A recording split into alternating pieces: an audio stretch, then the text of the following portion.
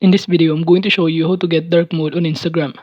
So the first thing that you need to do is simply open your Instagram application, and from here just click the profile icon on the bottom right corner and click the three lines on the top right corner.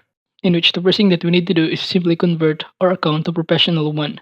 And to do that, kindly click this account type and tools button and switch to professional account. Then click next button once again, then proceed by clicking what describes you.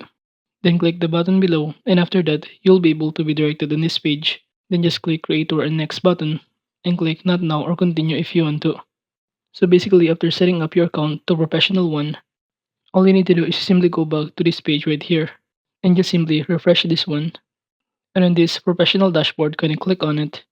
And from here, just click the settings icon on the top right corner. And below, just scroll down until you find under this your app in media section, this accessibility and translations. And just click this dark mode, and you can simply turn it on this one to activate or convert your mode into dark mode. So that is just basically how you can get a dark mode on Instagram.